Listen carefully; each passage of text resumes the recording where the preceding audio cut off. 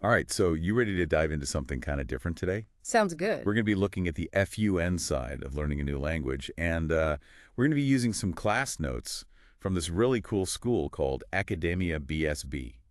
Yeah, it's pretty neat what they're doing over there. Yeah, they use AI in the classroom, and then after every session, they give these super detailed class notes to their students. Yeah, so what we have here is basically a glimpse into two students' learning journeys. Exactly, and the students are named Reinaldo and Mario. Uh, They're learning English. they're learning English, yep. And so the notes start off with grammar, Oh, yeah. which might seem a little dry, but You know, people always think grammar is the boring part, right. but really it's like the foundation for everything. Like, imagine trying to build a house without a strong foundation. Right. You know, it just wouldn't work. Grammar is kind of like that foundation for language. Exactly. And in these notes, Reinaldo and Mario are tackling a really important topic, the past tense of the verb to be. Seems simple, right? Was and were. But Right. it's a huge step towards fluency. Absolutely. Like, mastering was and were lets you talk about all kinds of things that happened in the past. Like, think about it. You can share stories, describe your experiences, and like really connect with people on a deeper level. Right. And the notes have this great example. It was a great party, but you weren't there. Right. And suddenly you're not just learning grammar, you're like expressing yourself. Exactly. And it's not just about being able to like say the words correctly, but it's about like understanding how they all fit together to create meaning. Like, Yeah. it's like solving a puzzle, and when you get it right, it's like a real aha moment. Okay, so we've got grammar covered. Ah, Now let's move on to something that's always a bit of a challenge for language learners. yeah. Pronunciation.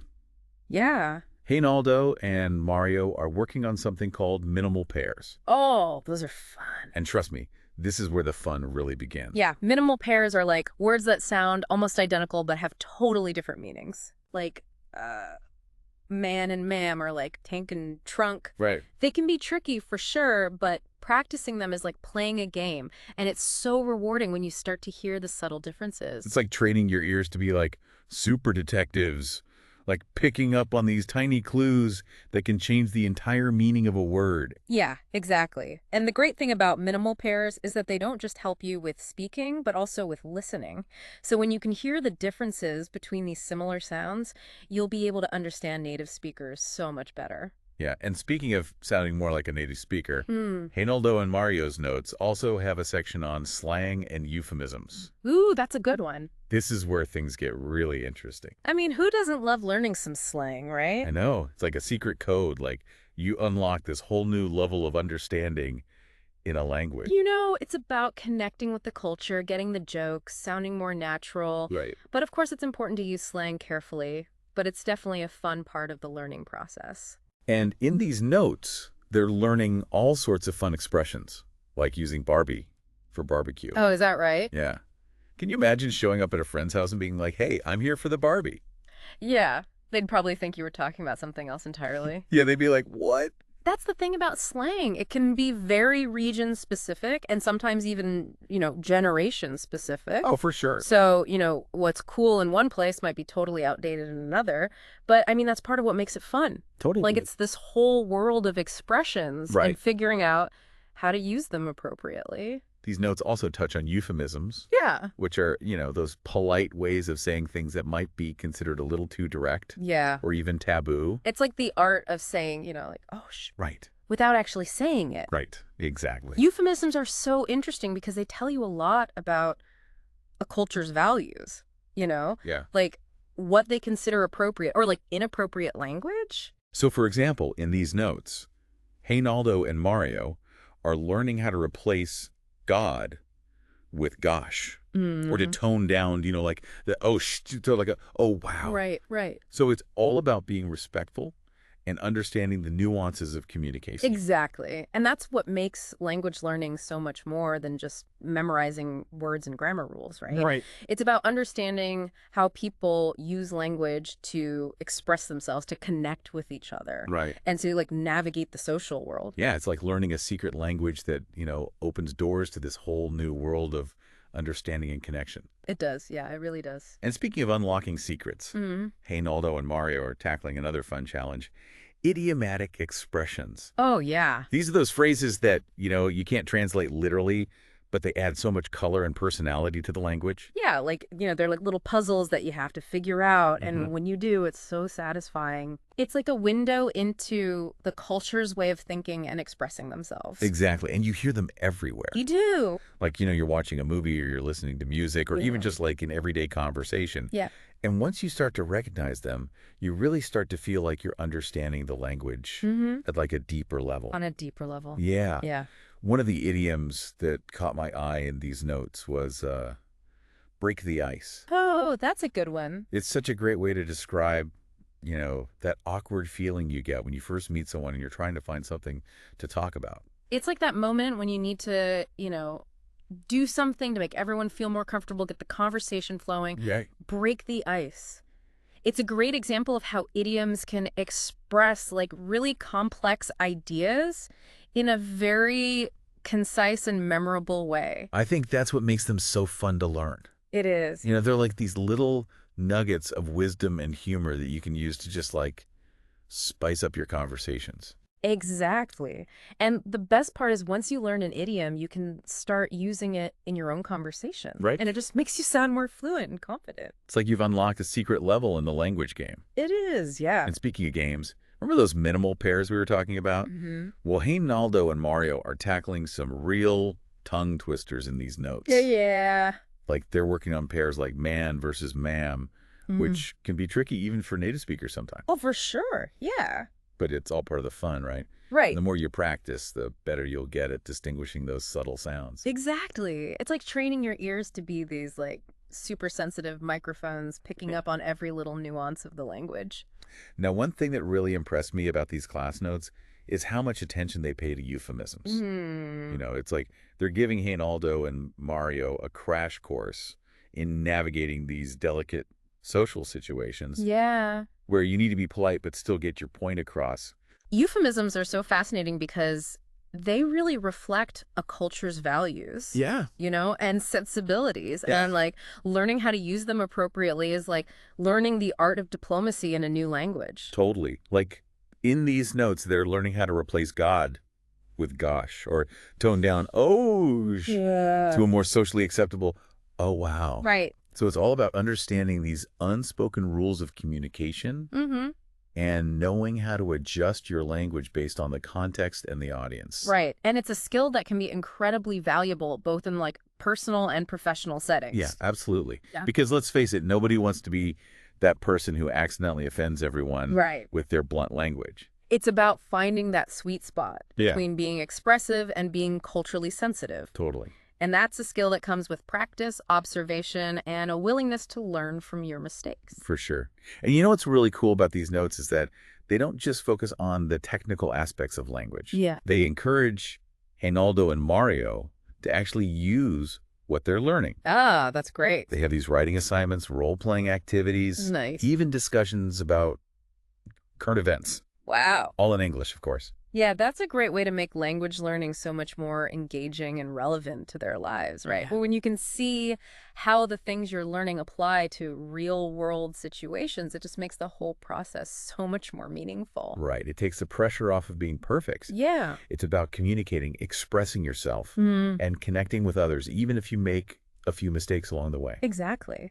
Because ultimately, language is about communication, not perfection. And that's something that Academia BSB seems to understand really well. Yeah, they do. And speaking of communication, Reynaldo and Mario's notes end with a really powerful reminder. Academia BSB's motto, it's not only about the language, it's all about communication. I love that. It really highlights that the ultimate goal of language learning is to connect with others, to share ideas, and to build bridges across cultures. It's not just about memorizing vocabulary or mastering grammar rules. Right. It's about using language as a tool to engage with the world around us. It is, yeah. It's so true. And it reminds us that language learning, it's not just about achieving fluency, it's about using that fluency to actually like connect with people from different backgrounds, understand their perspectives, and, you know, build those like meaningful relationships. It's like that feeling you get when you can finally have a real conversation with someone in their native language. It is. You know, it's like this sense of connection and understanding and like breaking down barriers and building bridges. It is, yeah. And that's what makes language learning so powerful. It does. And rewarding. Mm-hmm.